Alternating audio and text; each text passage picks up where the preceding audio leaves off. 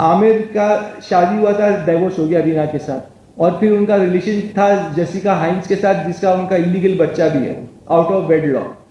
तो वो सब मैंने लेटर में लिखा था। किरण के साथ ही वो लिविंग इन दैट टाइम। फिर my father had got married twice, फिर my cousin sister had got married twice and divorced and married and divorced and married. तो मैं बोल रहा था यार तुम लोग मुझे क्या सलाह दे रहे हो। आमिर ने एक दिन मुझे बुला के बोला कि फैसल मैं तुमको नौकरी से निकाल रहा हूँ, तो no need to come to the office. तो maybe he felt I was not working hard enough और व्हाटएवर। अगर तुम बोलते हो कि फैसल पागल है तो प्रूफ करो, खाली बोलो मत कि ऐसा हुआ, ऐसा करता था, वो करता था, प्रूफ लाओ। बिकॉज एंड देन वो प्रूफ उन्होंने कोर्ट के टाइम क्यों नहीं पेश किया। आमिर ने, जब मेरी पहली पिक्चर मदोश बन रही थी 1992 में शूटिंग शुरू हुई थी, अब्बाजान ने वो प्रोड्यूस किया था मेरे लिए, डैडी ने। तो आमिर ने उस वक्त भी मेरी पिक्चर की कहानी नहीं सुनी थी जो उन्होंने शुरू किया था। तो पता नहीं, कुछ लोग बोल रहे हैं कि मीडिया में कि आमिर की जेलसी उस वक्त से थी तुम्हारे साथ। तो शायद वो जेलसी बढ़ते बढ़ते उसका ये रूप हो गया कि मेला के बाद जब मेला रिलीज हुई तो मतलब मेरा काम थोड़ा ज्यादा अच्छा लगा लोगों को। इल्जाम नहीं है, व्हाट इज द फैक्ट है से, क्योंकि कोर्ट का हमको वर्डिक्ट मिला है। तो मेरे दिमाग में ही आया कि मुझे प्रेस कॉन्फ्रेंस करना चाहिए, क्योंकि मैं स्कीमिंग आदमी नहीं हूँ, मैं शातिर नहीं हूँ। मेरा एक डाइवोर्स हो चुका था, मेरा एक शादी हुई थी 2002 में एक लड़की के साथ। मेरे पास तो कुछ पैसा नहीं है, मैं फिलहाल तो कुछ बना नहीं सकता किसके लिए। मैंने पुलिस को क्वेश्चन किया कि आप मुझे किस सिलसिले में पकड़ रहे हैं, आपके पास वारंट है, क्या है आप, और आप किस जुर्म में मुझे पकड़ रहे हैं। एक बिग बॉस करके एक शो है जो मुझे बहुत लेना चाह रहा था उस वक्त, तो उनसे थोड़ा साइनिंग अमाउंट मिला मुझे। मैं शो में तो गया नहीं, लेकिन साइनिंग अमाउंट मुझे मिला करीब 4 लाख उस वक्त। तो ये सब से मेरा गुजारा चल रहा था, मेरा गुजर चल रहा था, और मैं एक रिस्पेक्टफुल जिंदगी जी रहा। मैं स्पेशल चाइल्ड नहीं हूँ, मैं तो वैसा नहीं हूँ, लेकिन वो मुझ पर जुल्म करना चाह रहे थे, शायद जेलिसी की वजह से।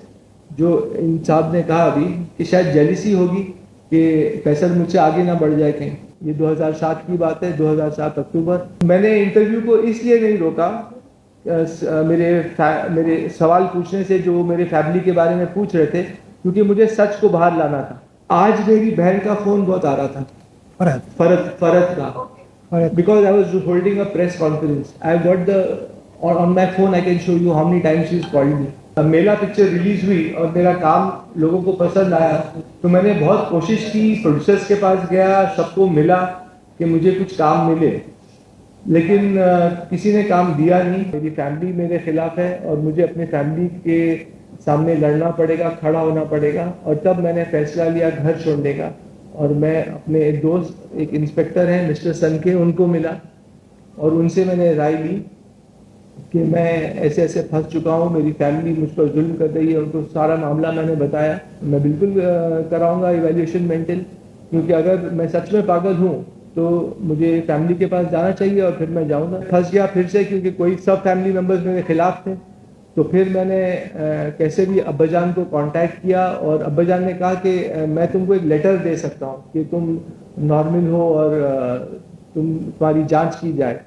तो वो लेटर के बेसिस पे मेरा टेस्ट हुआ KEM हॉस्पिटल में। जब ये रिजल्ट्स आ जाएंगे तो आपको कोई कैद नहीं कर सकेगा, आमिर फैमिली, आपको कोई खतरा नहीं रहेगा उनसे। तो आप ये रिजल्ट्स आने का तक आप गायब हो जाइए। मैं फैमिली से अलग हो रहा हूँ, और मैं ऐसी फैमिली मैं चाहता नहीं जो मुझे नुकसान पहुँचा रही है, जो मुझे हार्म कर रही है और मुझे बार बार रोक रही है आगे बढ़ने से। तो इससे बेहतर मैंने ये समझा कि मैं फैमिली से ही अलग हो जाऊं और दूर हो जाऊं। तो इसलिए मैंने पब्लिक नोटिस जारी की न्यूज़पेपर्स में, जिसमें ये कहा है कि मैं अपने फैमिली से दूर हो रहा हूं, अलग हो रहा हूं, और मैं अपना फ्री जिंदगी बगैर किसी प्रेशर के मैं जीना चाह रहा हूँ। आमिर ने मुझे 2007 में बुला के दोपहर को, डॉक्टर हरी शेट्टी और आमिर ने कहा कि तुमको कल जाना है, अपनी सिग्नेटरी राइट्स देना है। अब सिग्नेटरी राइट्स वो होता है कि आपका पूरा हक एक इंसान का छीन लिया जाता है, और आपको कोई पावर नहीं रहता है साइन करने का, और आपका अस्तित्व बिल्कुल शून्य हो जाता है, जीरो। मतलब आप एक आदमी हैं, आप जी रहे हैं, लेकिन आप कुछ कामकाज नहीं कर सकते, कोई चेक साइन नहीं कर सकते, कोई अग्रीमेंट साइन नहीं कर सकते। तो मुझे जब ये पता चला, मैं उनको तो हाँ हाँ बोल रहा था कि मैं जाऊंगा और डॉक्टर और जज के सामने बोलूंगा कि I M incapable of taking my decision. Aamir ने कहा था ऐसे बोलना है तुमको जाके जज के सामने कि मैं अपने फैसले खुद ले नहीं सकता और मुझे एक गार्डियन की ज़रूरत है। तो उस वक्त तो मैं हाँ हाँ बोल रहा था उनको कि हरीश शेट्टी को और आमिर को कि हाँ मैं जाऊंगा और सब करूंगा, लेकिन मेरे दिमाग में चल रहा था कि मैं अपने आप को अब कैसे बचाऊं। मैं भी चाहता हूं कि ये प्रेस कॉन्फ्रेंस इसके लिए नहीं है कि मुझे काम मिल जाए, तो मेरा काम देखकर ही काम मिलेगा मुझे। We are all gathered here today. I am here today to announce that I have severed all ties with my family, and I don't want anything to do with them. I don't have anything to do with them. They have been torturing me for years, and I was taking what was just coming to me. As you all know, everyone knows that a court battle was fought, which I won in the year 2008, 16th Feb to be precise. And well, life has been a hell since 2005, because that was the time when Amir, my brother, forcefully caught me and kept me under house arrest and gave me forced medications. So all that I have been through. Well, I will At Cozy Home. at Cozy Nursing Clinic. He was got. I was caught and put over there for 19 days. Anyway, the details Vanjara Sahab will share with you. This is Mr. Vanjara Sahab. He is my lawyer and my father's friend and advocate. Mr. Vanjara Sahab will. I was looking after that case right from 2008, and being a father friend, he requested me to appear in that case and fight for the custody, because Amir Khan Sahab, Amir was asking his custody, and we were fighting that case for practically about 12 years. 12 years. 5 months. 5 months. 5 months. 5 months. 5 months. Mike. And then finally the custody was given to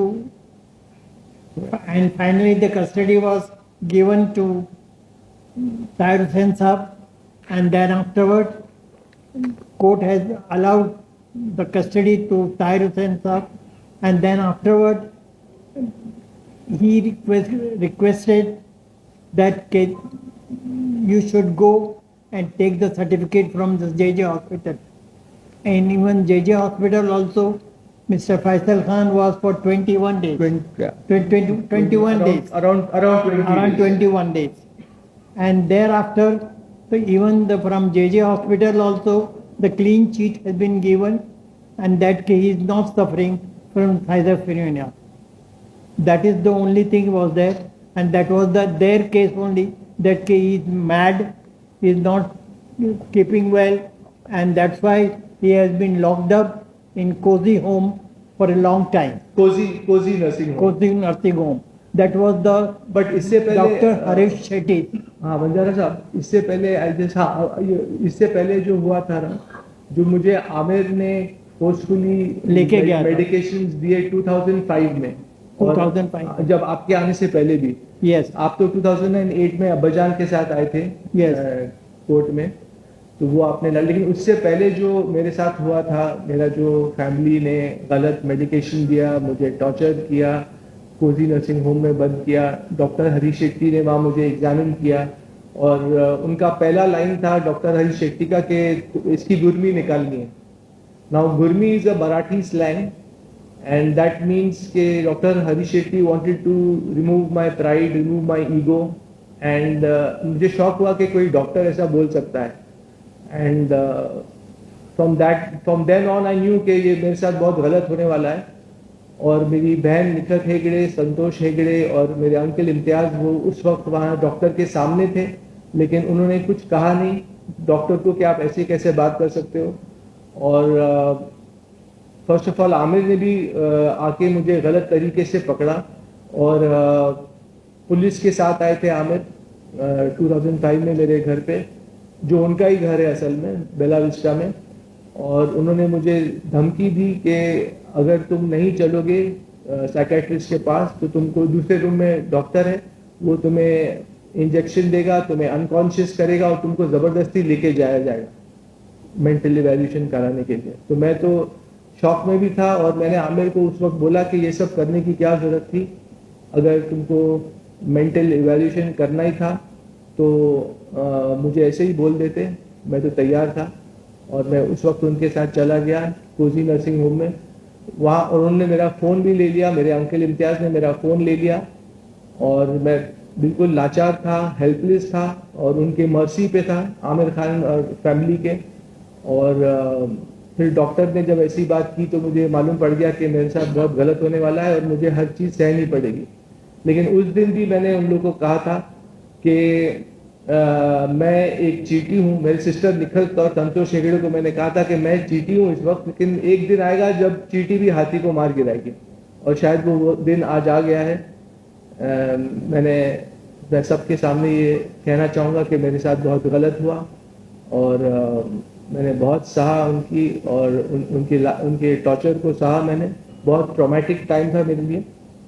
तो ये 2005 में मुझे पहले Cozi nursing home में बंद किया गया, जबरदस्ती दवाई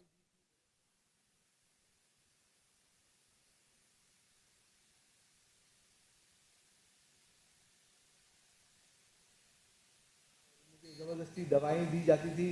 और जब मैंने कोजी नर्सिंग होम में भी कहा था कि मुझे दवाइयाँ की ज़रूरत नहीं है, तब भी मुझे फोर्सफुल मेडिकेशन दिया। एक ड्रग का नाम है सेरेनेस, जो उसका टेस्ट भी नहीं आता है और वो कलरलेस भी रहती है, वाटर के कलर की रहती है। तो वो बॉडीगार्ड सब लोग मुझे वो दवाई देते थे, पानी में इंजेक्शन के थ्रू बॉटल में डालते थे और मुझे पानी और खाना तो खाना ही था ज़िंदा रहने के लिए। तो जब मुझे एहसास हुआ कि मैं 20-20 घंटे सो रहा हूँ, तो मैंने मेरे सिस्टर को बुला के कहा कि मुझे पता है कि तुम लोग मुझे दवाइयाँ दे रहे हो चुपचाप, तो मैं ये ओवरडोज हो सकता है and I can lose my life, मैं अपनी जान खो सकता हूँ। तब मैंने डॉक्टर से रिक्वेस्ट किया और निखत को रिक्वेस्ट किया कि मैं जो आप लोग दवा मुझे फोर्सफुली दे रहे हो मैं उसको लेने के लिए तैयार हूँ, क्योंकि मैं नहीं चाहता था कि मुझे ओवरडोज हो जिससे मेरी जान को खतरा था।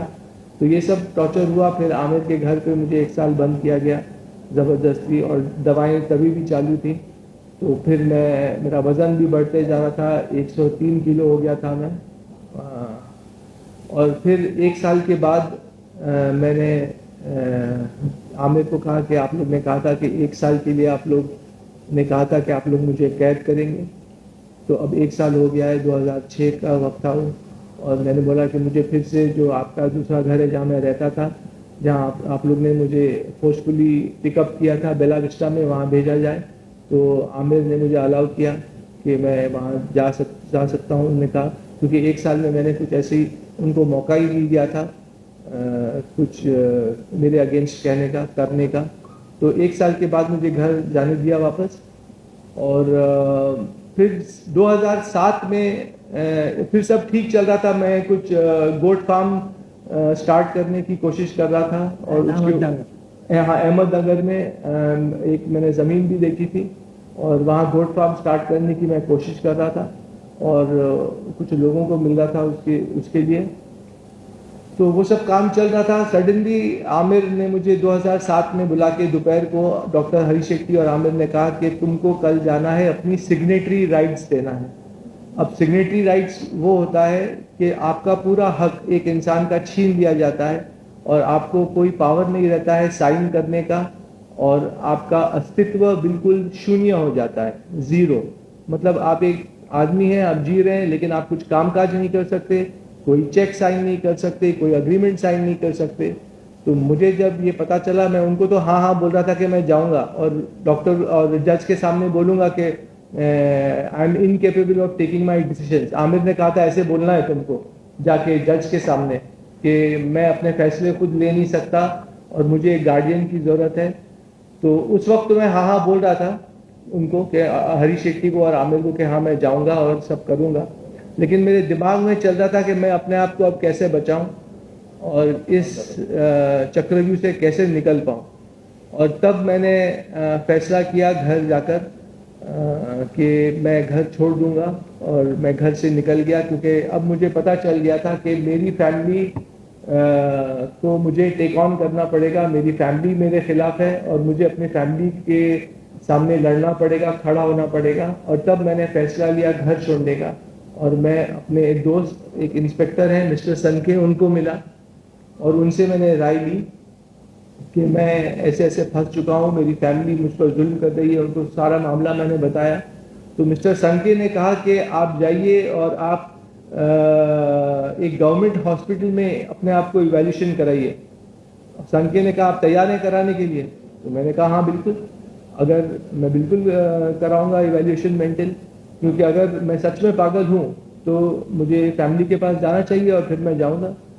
तो मैंने केईएम हॉस्पिटल में जाके बहुत मुश्किलों से मैंने टेस्ट दिया, क्योंकि जब आप जाते हैं, कोई इंसान जब जाता है गवर्नमेंट हॉस्पिटल में टेस्ट करने को, तो आपको वो बगैर एक फैमिली मेंबर के टेस्ट भी नहीं करते।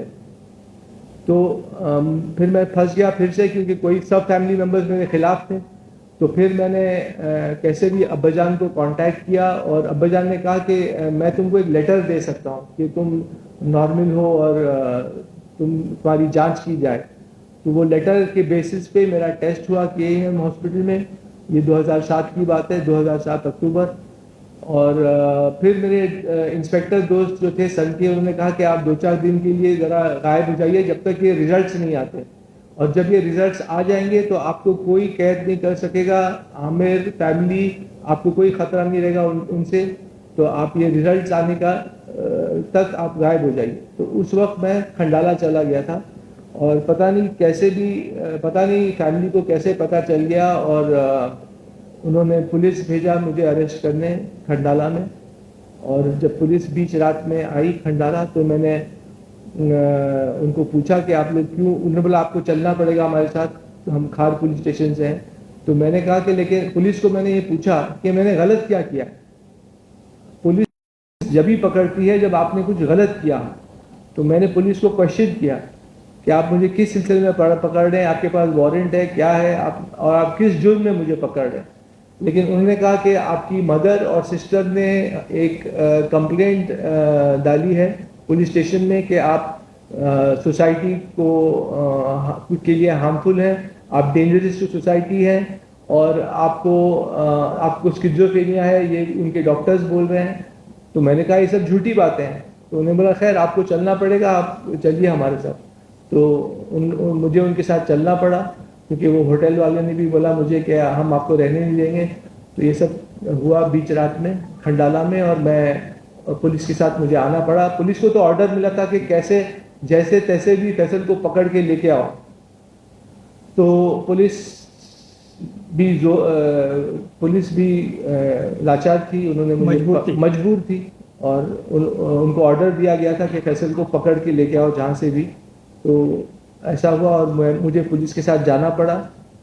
और फिर मेरा फ़ोन ले लिया गया। मैं खार पुलिस स्टेशन में सो गया, और जब सुबह उठा तो मुझे मेरा फ़ोन मिला, क्योंकि इंस्पेक्टर संके ने, जो खार पुलिस स्टेशन के इंस्पेक्टर थे इंचार्ज, उनको फ़ोन करके कहा कि इनको फ़ोन दे दो वापस फैसल को।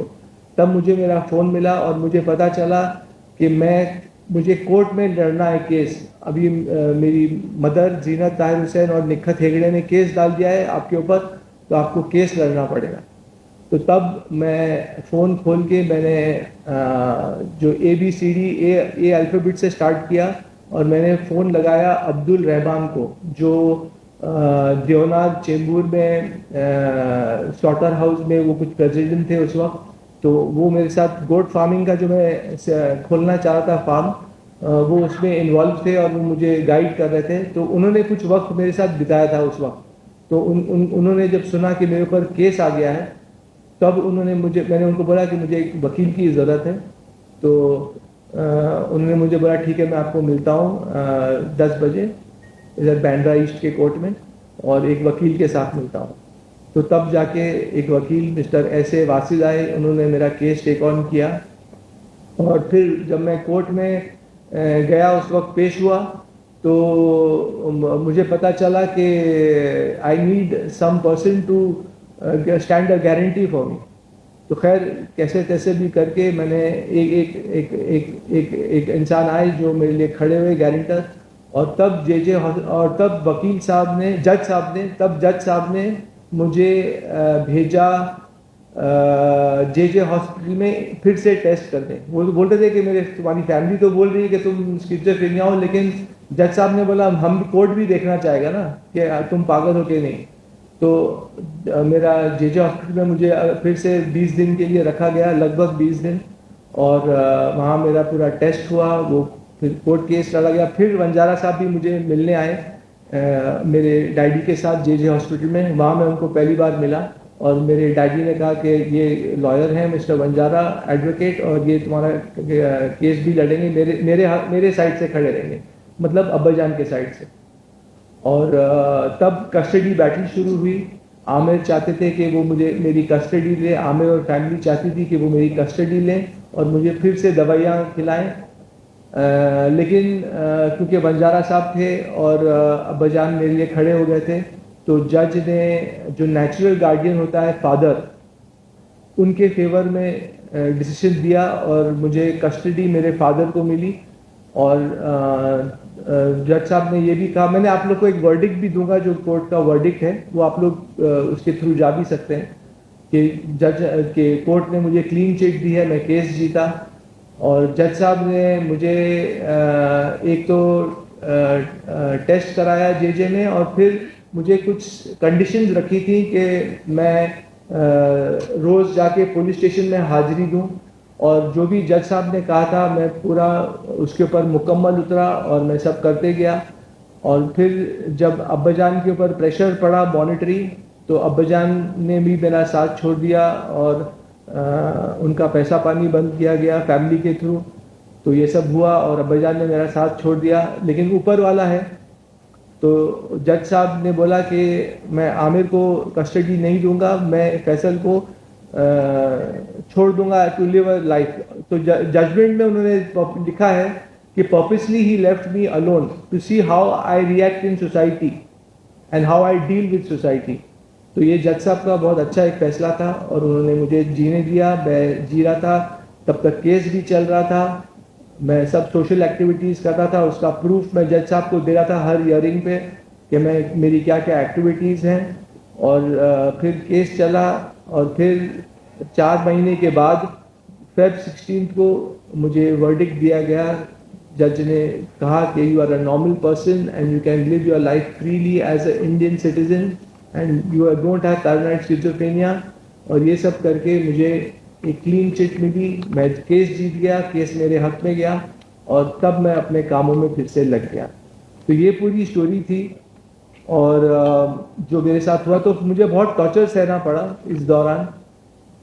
फिर मैं घर से बाहर रहा और बस ज़िंदगी चलती गई। मैं अपने काम काज में व्यस्त हो गया, बिजी हो गया, काम ढूंढने की कोशिश कर रहा था। उस दौरान कुछ लोग पूछते हैं मुझे कि मुझे पैसा कहाँ से मिल रहा था, मैं कैसे जी रहा था। तो मेरी कुछ पॉलिसीज़ थी, LIC पॉलिसीज़, PPF फंड्स, जो मैंने तोड़ा। फिर एक शख्स थे हारून भाई, जिन्होंने मुझे जिनको मेरी कहानी पसंद आई, उन्होंने मुझे साइन कर लिया था उस वक्त एक पिक्चर के लिए। तो वहाँ से पैसा आया। जो ज़मीन मैंने ख़रीदी थी उस वक्त गोट फार्म के लिए अहमदनगर में, मैंने वो डील कैंसिल की, वहाँ से थोड़ा पैसा आया। एक बिग बॉस करके एक शो है जो मुझे बहुत लेना चाह रहा था उस वक्त, तो उनसे थोड़ा साइनिंग अमाउंट मिला मुझे। मैं शो में तो गया नहीं, लेकिन साइनिंग अमाउंट मुझे मिला करीब 4 लाख उस वक्त। तो ये सब से मेरा गुजारा चल रहा था, मेरा गुजर चल रहा था, और मैं एक रिस्पेक्टफुल ज़िंदगी जी रहा है। तो ये सब मामले चले, और फिर ज़िंदगी चलती गई। और फिर मैंने आमिर को एक बार जाके बोला कुछ सालों के बाद, 2-3 सालों के बाद, कि मुझे कोई काम नहीं दे रहा है क्योंकि सब लोग समझ रहे हैं मैं पागल हूँ। तो एक नॉर्मल इंसान को काम मिलना कितना मुश्किल होता है, ये तो आप लोग जानते ही होंगे। तो एक पागल इंसान को कौन काम देगा। तो आमिर ने मुझे बोला ठीक है। मैंने बोला तुमको मुझे रखना पड़ेगा। तो उन्होंने मुझे स्क्रिप्ट डॉक्टर की नौकरी दी 30,000 महीने पे, और मैं अपना काम कर रहा था और चला रहा था अपने रोज़मर्रा की ज़िंदगी। तो इस हिसाब से ज़िंदगी चलती गई। लेकिन आज तक भी दुनिया को कुछ डाउट है कि मैं शायद एक नॉर्मल इंसान नहीं हूँ। मुझे आज तक वो झेलना पड़ता है वो समाज के सामने, और मुझे काम मिलना मुश्किल हो जाता है। हालांकि मैंने आगे चलकर एक फिल्म भी की, चिनार दास्तान-ए इश्क, जिसमें मैं लीड रोल था। वो 2015 में रिलीज हुई। और मैं कहानियों पर काम कर रहा था, मैं लिख रहा था। फिर बाद में एक पिक्चर मेरे और बनी, डेंजर अहेड करके, जिसके डायरेक्टर थे फैसल सैफ। लेकिन वो गुजर गए और पिक्चर अभी तक रिलीज नहीं हो पाई। तो फैसल सैफ ने वो पिक्चर, मैंने शूटिंग कंप्लीट कर दी है वो पिक्चर की। उसका पोस्ट प्रोडक्शन थोड़ा बाकी है, लेकिन वो पिक्चर भी रेडी है। इस बीच में मैंने सोचा कि दुनिया जो भी सोचती है मेरे बारे में कि मैं मेंटल इंसान हूँ, मैं पागल इंसान हूँ, कोई बात नहीं, मैं अपने काम से प्रूव कर दूंगा कि मैं क्या हूँ। तो इस बीच में मुझे मौका मिला और मैंने फैक्ट्री पिक्चर डायरेक्ट की, उसमें एक्ट भी किया और उसमें गाना भी गाया, उसमें राइटिंग में भी इन्वॉल्व था। प्रोड्यूसर्स भी नए थे वो प्रोजेक्ट के, फैक्ट्री पिक्चर के, तो मैं प्रोडक्शन के भी डिसीजंस लेता था। तो पूरा भार फैक्ट्री का मेरे ऊपर आ गया था। मैंने एक पिक्चर बना दी फैक्ट्री, उसको रिलीज भी कर दी ऊपर वाले की मर्जी से। और यही मैंने चाहा कि दुनिया ये देखे कि अगर मैं वाकई एक पागल इंसान हूँ तो मैं एक पिक्चर कैसे बना सकता हूँ, इतना मेहनत करके, उसमें एक्ट भी करके, डायरेक्ट भी करके। उसमें प्रेशर बहुत था मुझे, क्योंकि मैं दोनों काम संभाल रहा था। लेकिन मैंने कहा कि चलिए मैं अपने काम से ही प्रूव करूंगा कि मैं पागल हूं या नहीं हूं। तो ये सब काम चलता गया। और अब जब एक इंटरव्यू आया, तो ये तो 2021 की बात थी, वो पिक्चर भी रिलीज हो गई फैक्ट्री। अब मैंने कुछ प्रोजेक्ट्स लिखे थे लॉकडाउन में जो मैं स्टार्ट करना चाह रहा था। तो मैंने एक इंटरव्यू दिया पिंक विला में, और वो इंटरव्यू के बाद फैमिली वाले नाराज हो गए मुझसे। और मैंने इंटरव्यू को इसलिए नहीं रोका, मेरे सवाल पूछने से, जो मेरे फैमिली के बारे में पूछ रहे थे, क्योंकि मुझे सच को बाहर लाना था। और मैं एक सच्चा इंसान हूँ, तो जो भी हुआ, क्योंकि मैं क्यों छुपाऊँ। अगर सामने वाला जर्नलिस्ट मुझसे सवाल पूछ रहा है तो मैं जवाब दूंगा। मैं क्यों बोलूँ कि नहीं, मैं इस सवाल का जवाब देना नहीं चाहता। तो अगर मैं ऐसे बोलूँगा मतलब मैं कुछ छुपा रहा हूँ। और मैं ये नहीं चाहता कि मैं कुछ छुपाऊं और लोगों को रूबरू ना करूं मेरे साथ क्या हुआ है। तो जो सवाल पिंक विला के एंकर अविनाश ने मुझसे पूछा, तो मैंने उसका सही सही जवाब दिया, सच्चा जवाब दिया। वो फैमिली वाले को अच्छा नहीं लगा, वो लोग नाराज हो गए और उन्होंने मुझे तोहमत लगाई कि मैं मिसलीड कर रहा हूँ मीडिया को, पब्लिक को। और उन्होंने और भी मुझ पर इल्ज़ाम डाले। सारे फैमिली वाले मेंबर्स ने साइन किया वो लेटर बोलिए या इंटीमेशन बोलिए, प्रेस को जो उन्होंने दिया था कुछ दिनों पहले। तो मैंने फिर उसका जवाब ये दिया कि मैं फैमिली से अलग हो रहा हूँ, और मैं ऐसी फैमिली मैं चाहता नहीं जो मुझे नुकसान पहुँचा रही है, जो मुझे हार्म कर रही है और मुझे बार बार रोक रही है आगे बढ़ने से। तो इससे बेहतर मैंने ये समझा कि मैं फैमिली से ही अलग हो जाऊं और दूर हो जाऊं। तो इसलिए मैंने पब्लिक नोटिस जारी की न्यूज़पेपर्स में, जिसमें ये कहा है कि मैं अपने फैमिली से दूर हो रहा हूं, अलग हो रहा हूं, और मैं अपना फ्रीडम फ्री ज़िंदगी बगैर किसी प्रेशर के मैं जीना चाह रहा हूं। तो ये पूरा हुआ है, और इसलिए मैं अपना हक, अपना पहलू सामने रख रहा हूँ आप लोग के सामने, मीडिया के सामने, ताकि दुनिया को पता चले कि मेरे साथ क्या क्या हुआ, क्या क्या गलत हुआ। तो that is all I would like to say. उससे पहले वो जो आपने ताहिर हुसैन साहब का वो जो बीमारी हुई थी और हॉस्पिटल में, आप बताइए। Before that Mr. Tahir Hussain was in Leelavati Hospital. He asked me, Mr. Vanjara, I want that Mr. Santosh Hegde and other person, that is Nikat, should not come to me in the hospital. I don't want to see them, their faces, and want to take off anyone advice. You please see that they should not come. That was the person, Santosh Hegde, and the Nicker, as they were involved with the family members and teaching them bad things and putting the bad things in the Amir ears. So it's what he wanted that they should not come to in the hospital. But according to me, being an Amir, though he is an intelligent person, make a good film also, and he came under their impression and listened to them, especially Santosh Hegde and Nicker. That is the only thing I want, and I want to request you that accordingly on the point of now that Mr. Harish Shetty, he is a renowned psychiatrist. I will be seeing that on that point and will be writing to the medical council that his license to be cancelled as a doctor.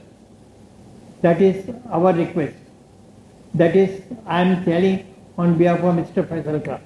That we will be doing, and after that, after the public notice, we wanted to file a writ petition in the Honorable High Court after the 30 days of the public notice, and accordingly notice will be issued to them, and in that writ petition they have to file their affidavit. There is no alternative. They have to come out openly and say that, and once we'll get the writ petition filed in the High Court, then we'll get inshallah good order accordingly, which we have got from earlier from the Bandra 9th Court on 16 to 2008. I think so, 16 to 2008. Feb 16, 2008. 16 to Yeah, yes, 2002. 2008. And I have got the copy of that also. इनको भी copy दी जाएगी सब And I will be giving this copy to everyone. That दूसरी is बात ये है कि एक पॉइंट में आप एक और इम्पोर्टेंट पॉइंट ये था कि in between mister Tahir Hussain साहब was very much sick. Tahir Hussain Saab very much sick. Tahir Hussain Saab very much sick, and then he was not able to control his urine. So Amir Khan and Nicker and Santosh Hegde forced Mr. Tahir Hussain Saab that you first give. There was one woman to whom he has got married earlier, that is Mrs. China. She was a Bori. You give divorce to her, and then only we'll take you to the hospital, and then we'll see that your medical treatment will be given. That is a very bad thing which I came to know afterwards, but because I was not involved in the family matters and all these things, but I came to know in the last time from the mouth of the Mr. Nasir Hussain Saab. That is the only thing.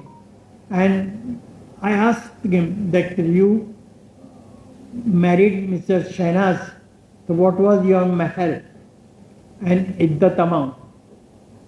Whether you have paid or not. So bole, no, I have not paid.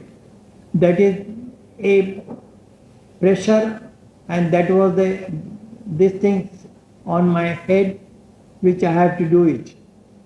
But unfortunately, he could not do it. That is the only thing. And then after High Court filing in the petition in the Honorable High Court, then accordingly we will move to the Medical Council to cancel the license of Mr. Harish Shetty, who is a renowned psychiatrist. That is my humble thing which I want you people to mention in your press conference. Thank you. और दूसरी बात ये है कि आप लोग पूछेंगे कि फैमिली ऐसे ही क्यों टॉर्चर करने लग गई। तो जो मेन मुद्दा था, मेरा एक डाइवोर्स हो चुका था। मेरा एक शादी हुई थी 2002 में एक लड़की के साथ, और 2002 जनवरी में मैं उनको मिला था, वो लड़की को। फिर अगस्त में मेरी शादी हुई और दिसंबर 2002 में मेरा डिवोर्स हो गया। तो तब से मेरा फैमिली प्रेशर डाला था मुझ पर कि मैं मेरी आंटी से शादी करूं, फैमिली में मेरी मदर की फर्स्ट कज़न, और मैं ये बिल्कुल नहीं चाह रहा था। तो उन लोग ने उस वक्त से मुझ पर प्रेशर डालना शुरू किया, और वो प्रेशर डाल के उस वक्त से उन्होंने मुझे प्रेशर डालना शुरू किया कि शादी कर लो, शादी कर लो, शादी कर लो। और मैं अपने काम में लगा था और मैं बिल्कुल इंटरेस्टेड नहीं था शादी करने में। तो उसको लेके फैमिली के साथ मेरी काफ़ी बहस उज्जत होती थी, अनबन होती थी। तो इसलिए मैं फैमिली से दूर रहने लगा था, क्योंकि अगर मैं वहाँ बैठता तो लड़ाई झगड़ा होता, और मुझे लड़ाई झगड़ा बिल्कुल पसंद नहीं है। तो इस मुद्दे को लेकर मैं फैमिली से दूर भी जाने लगा था। और तब उन्होंने ये कहा कि ये पागल हो गया है, क्योंकि मैं फैमिली को नहीं मिल रहा था। मैं पूरी दुनिया में उठ रहा था, बैठ रहा था, लोगों को मिल रहा था, सिर्फ फैमिली से अलग था। तो फैमिली को ये गुस्सा आ गया कि, और मदर को गुस्सा आ गया कि वो मैं मेरी आंटी से मैं शादी नहीं कर रहा हूँ। तो ये भी एक बहुत बड़ा मुद्दा था, ये सब शुरुआत होने की। Now, I think I have covered everything. We are open for Q&A. अब ये जो सवाल पूछेंगे।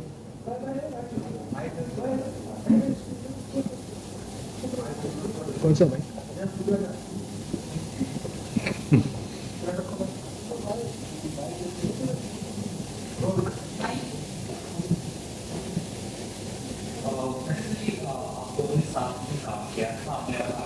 जी,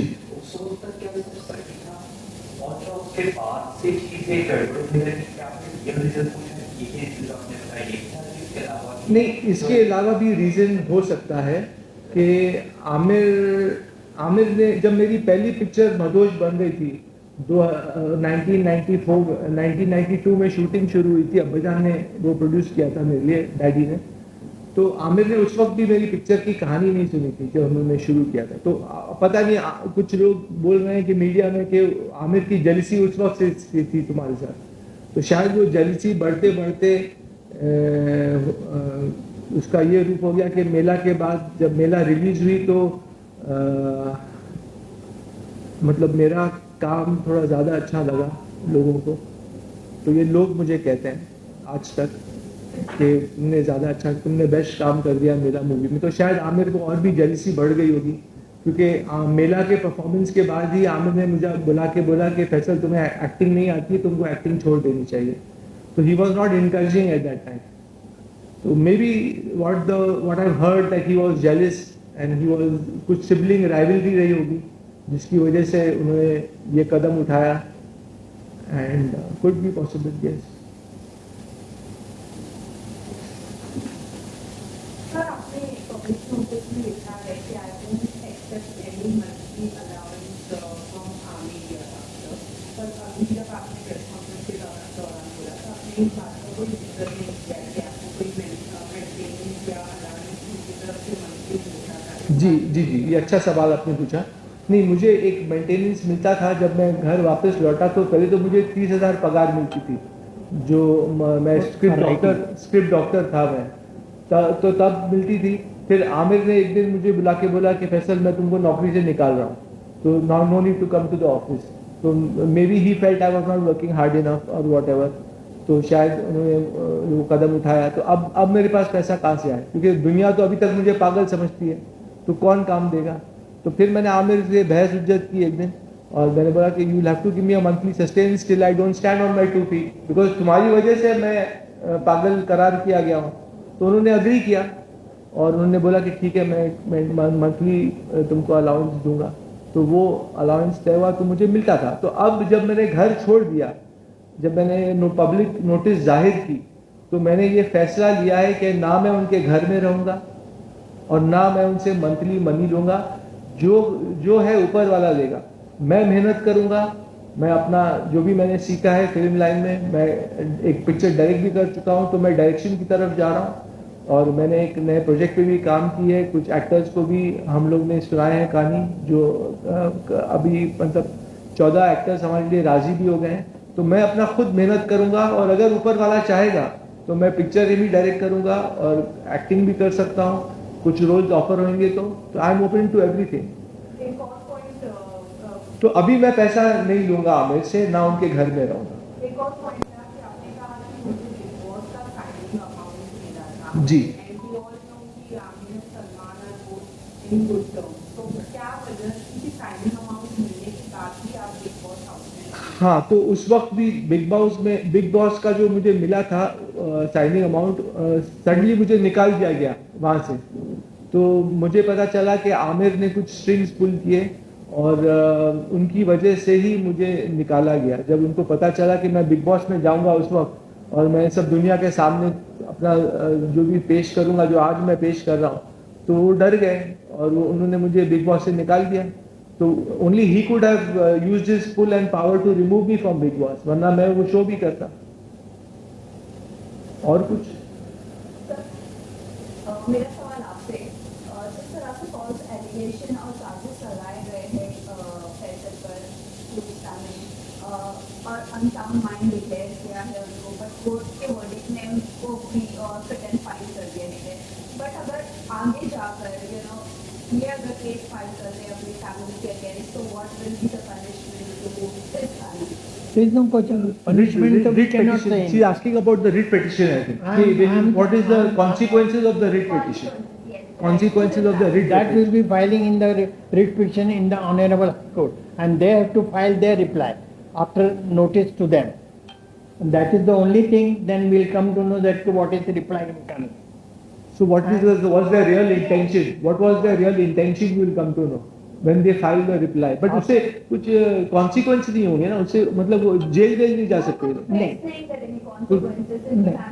Just to get my Only freedom. thing that we'll get the order from the High Court or in the writ petition that now henceforth they should not, Mr. Interfere. Amir, Santosh Hegde, Nikat and other people should not interfere in the life of Mr. वो एक Faisal. Legal, देखिए जैसे मैंने एक public notice जाहिर किया तो ये लीगल नहीं था, ये मेरी तरफ से एक नोटिस जाहिर किया गया था। लेकिन रिट पेटिशन लीगली कटिंग होगा, उनको कुछ कॉन्सिक्वेंसेज नहीं होंगे, मतलब उनको ना कुछ सजा होगी ना कुछ होगा, लेकिन that will be a legal step that I am cutting all ties and you can't interfere in my life. And from the higher court we'll get the order after public notice. आपके जो पास में आपके साथ हुआ उनके लिए punishment मिली होगी, क्योंकि आपके फादर ने तो आपको फिट एंड फाइन डिक्लेयर जी, किया था, जी। मेडिसिन दिए गए थे, आपको पागल करार दिया गया था, उसके बाद आपको लॉक किया गया था घर में। तो ये सारी जो साजिश रची गई थी आपके अगेंस्ट और आपको बंद किया गया था, तो उनके खिलाफ ऐसे कुछ कोई उसके लिए कुछ सजा मिल सकती हो? नहीं, रिट पिटीशन में सजा का नहीं, बट हमने Only वो thing- हमने जो केस लड़ा था, वो जो हम लोग ने पहले जो 2007 और 8 में केस लड़ा था, वो उसमें हम लोग ने कुछ फाइल नहीं किया कि हमको कुछ कॉम्पेंसेशन चाहिए या उनको कुछ उनके खिलाफ हमने किया नहीं था। And I don't no, I was not interested in, I just wanted कि मेरा पीछा छूटे इन लोगों से और मैं अपने काम में जीऊँ और अपना काम करूँ। तो मेरा इंटेंशन ये नहीं था कि मैं उनको सजा दूं या उनको कुछ वो दूं। सजा तो ऊपर वाला देगा, सजा मैं क्या सजा देगा, लोग क्या सजा देंगे? जो सजा देना है वो ऊपर वाला देगा, वो हम लोग सब हैं दुनिया में देखेंगे कि क्या होता है आगे। तो मुझे तो जान छुड़ानी थी, अपनी जान बचानी थी, ना कि उनको सजा देना था।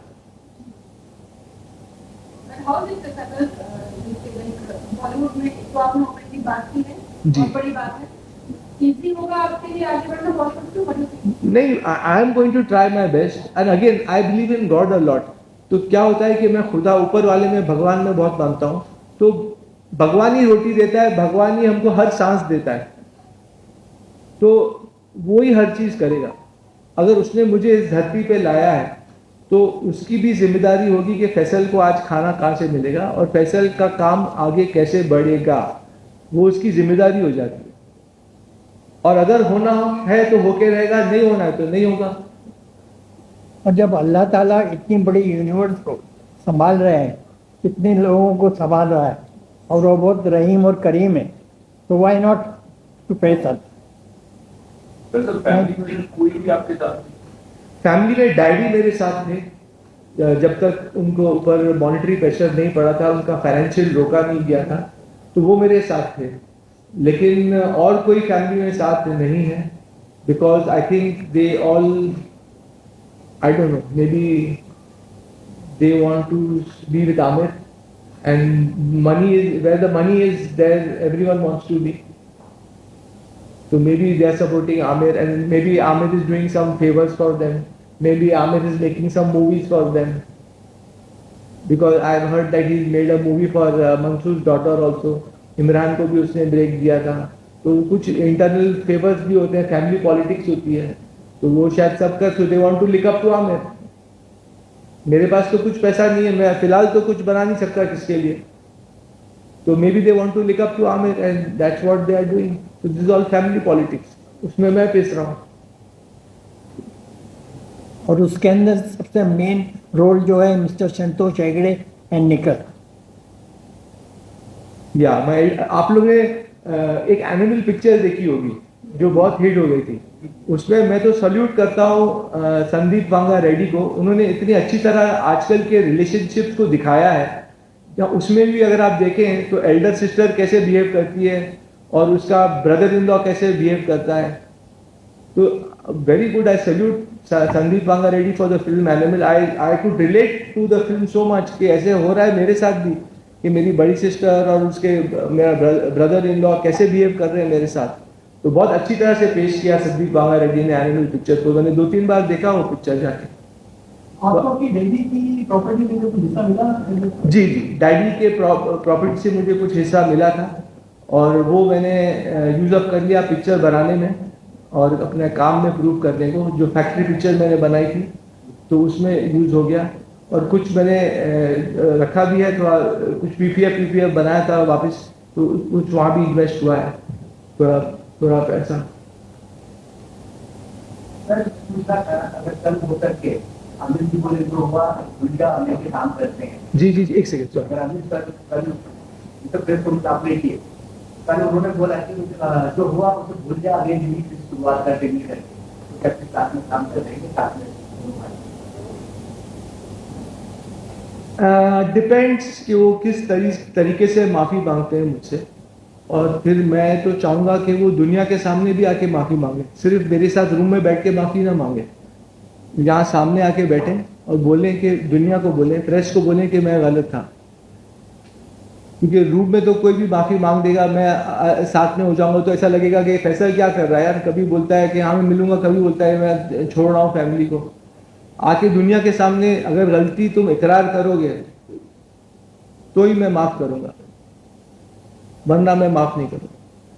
अमित जी आपको कथनी और करनी में फर्क नहीं करता? उनकी सितारे जमीन पर जी. जो स्पेशल जाकर बोलते हैं कि सोसाइटी से मिले, हाँ. वहीं आपको चाहते हैं आप सोसाइटी से दूर हो जाए. हाँ, वो तो वो नहीं चाह. आपका क्वेश्चन क्या था? वो सोसाइटी जो था अमित की कथनी और करनी, कहाँ कथनी? सितारे जमीन पर जो स्पेशल जायज है, हाँ. वो चाहते हैं सोसाइटी में मिक्सअप हो जाए. हाँ. वहीं आपको चाहते हैं कि पागल नहीं, हाँ, वो सोसाइटी से दूर हो जाए. हाँ, क्योंकि मैं स्पेशल चाइल्ड नहीं हूँ, मैं तो वैसा नहीं हूँ. लेकिन वो मुझ पर जुल्म करना चाह रहे थे, शायद जेलिसी की वजह से. जो इन साहब ने कहा अभी कि शायद जेलिसी होगी कि फैसल मुझसे आगे ना बढ़ जाए कहीं.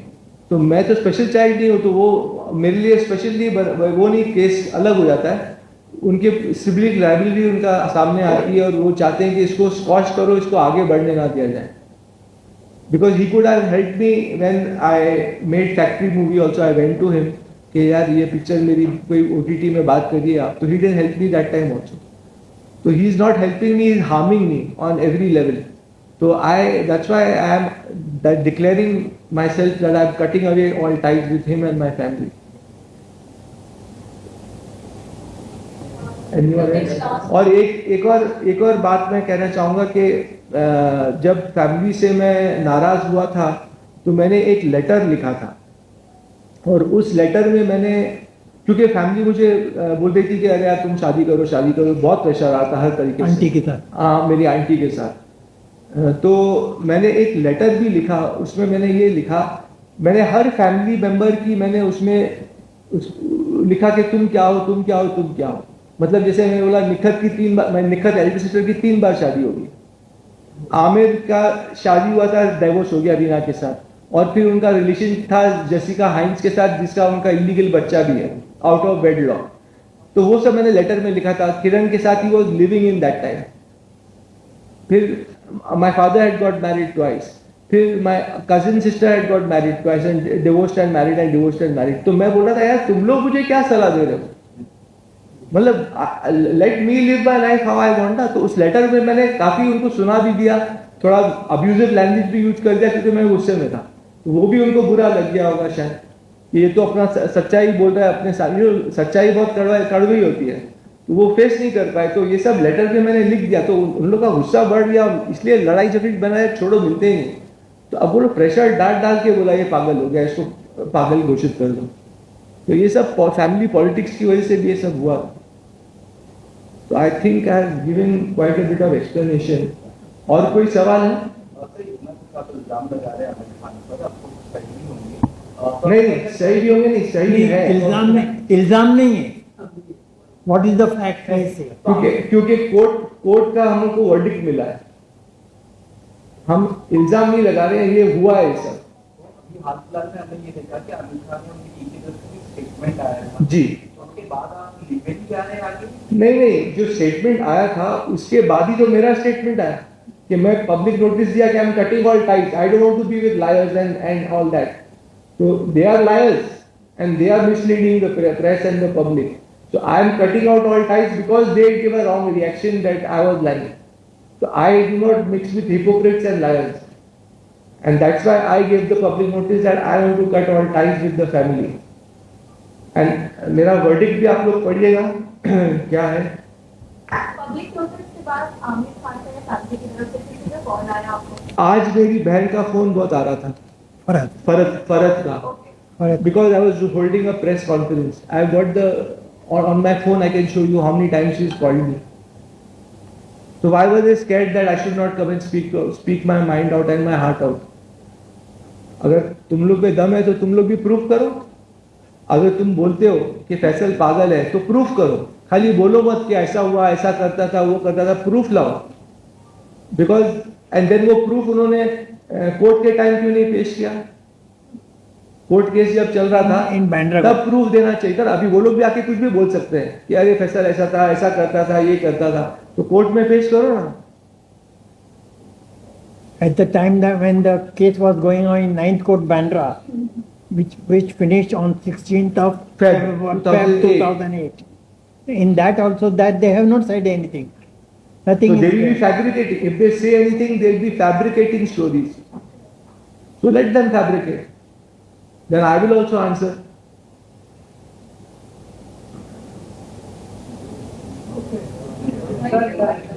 हो गया? Yeah, I think everyone has got the answers and everyone has asked their questions. जी जी आपने मेरा पिक्चर में बहुत अच्छा काम किया था, तारीख में जो सब हुआ था। जी, आपको किसी निर्माता या निर्देशक ने कभी कोई ऑफर किया काम करने के लिए? जी मैंने जब मेला पिक्चर रिलीज हुई और मेरा काम लोगों को पसंद आया तो मैंने बहुत कोशिश की, प्रोड्यूसर्स के पास गया, सबको मिला कि मुझे कुछ काम मिले, लेकिन किसी ने काम दिया नहीं। तो फिर मैं मायूस होकर मैंने सोचा चलो बड़े प्रोडक्शन हाउस, बड़े लोग नहीं दे रहे हैं तो मैंने कुछ छोटी पिक्चरें की, क्योंकि छोटी पिक्चर भी कभी कभी निकल जाती है। तो मैंने बस्ती, काबू, बॉर्डर हिंदुस्तान का, चांद बुझ गया, ये सब पिक्चरें की। उस वक्त छोटी पिक्चरें थी, लेकिन मैंने सोचा कि चलो काम करते रहो, क्या पता क्या हिट हो जाए। तो मैंने काम नहीं रोका। फिर मैंने जब छोटी पिक्चरें मेरी नहीं चली तो मैंने टीवी सीरियल की तरफ भी मैं गया। मैंने आंधी टीवी सीरियल किया, तो मैं लगातार कुछ ना कुछ काम कर ही रहा था। उस बीच में ये प्रॉब्लम शुरू हो गया, शादी करो शादी करो शादी करो वाला। तो फिर वो सब प्रॉब्लम शुरू हो या सर आपने 18 साल की उम्र नहीं। मैं जब देखिए क्या होता है ना, हर चीज का एक वक्त मुकर्रर है। जब मैं केस जीता तो उस वक्त भी मैंने सोचा था कि शायद मैं करूं, मेरे दिमाग में ही नहीं आया कि मुझे प्रेस कॉन्फ्रेंस करना चाहिए, क्योंकि मैं स्कीमिंग आदमी नहीं हूं, मैं शातिर नहीं हूं। तो मैंने सोचता था कि यार कभी आएगा कि नहीं बाहर के, लोगों को मालूम पड़ेगा कि नहीं कि मेरे साथ क्या हुआ है। लेकिन मुझे क्या लगता है कि हर चीज का एक वक्त मुकर्रर है जिंदगी में, वो मेरे हाथ में भी नहीं है। तो वो इतने साल के बाद, अभी जैसे मैंने एग्जांपल देता हूं आपको, मैं असिस्टेंट डायरेक्टर के तौर पे इंडस्ट्री में आया था, क़यामत से क़यामत तक, जुई था वही सिकंदर और तुम मेरे हो। लेकिन फिर मैंने डायरेक्ट किया फैक्ट्री इतने सालों के बाद, तो क्यों किया वो भी मुझे नहीं, मैं तो डायरेक्शन में जा रहा हूं, बट पता नहीं, मैं उस बाद एक्टिंग में चला गया। अब वो क्यों हो रहा है वो ऊपर वाला जानता है। आज जो प्रेस कॉन्फ्रेंस होना था तो हो गया, और आप लोग सब यहाँ हैं, और जब वक्त, हर चीज का वक्त मुकर्रर है जिंदगी में, जैसे जिंदगी और मौत का भी वक्त मुकर्रर है। आप ये नहीं बोल सकते कि मैं कल मर ही जाऊंगा या मैं कल पैदा ही हो जाऊंगा, वो मुकर्रर है वक्त, वो होना है तो वो होगा। मेरे साथ जो होना था, मुझे फैमिली के थ्रू होना था, तो आई वेंट, होना था। अब मैं नहीं बोल सकता क्यों हुआ, वो तो ऊपर वाला ही जानता है कि क्यों और कब क्या होना है।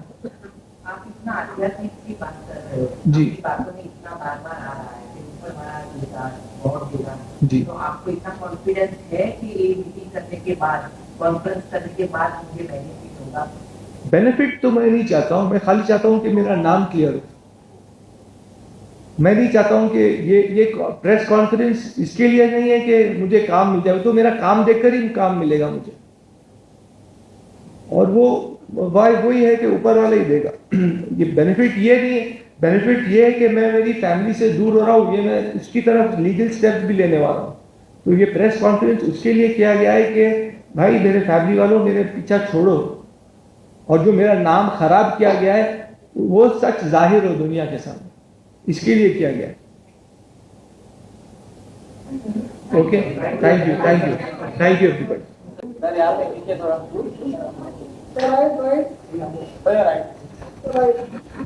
पेपर के साथ पेपर दिखा वो पेपर, वो वाला वर्डिक पेपर के वर्ड ये दिया इनको। हाँ दिया। ये बच्चा, ये इसको पकड़िए आप।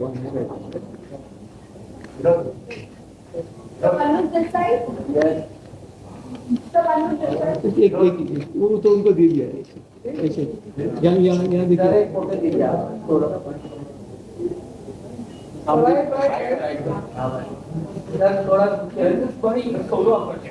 छोड़ दीजिए। ऐसा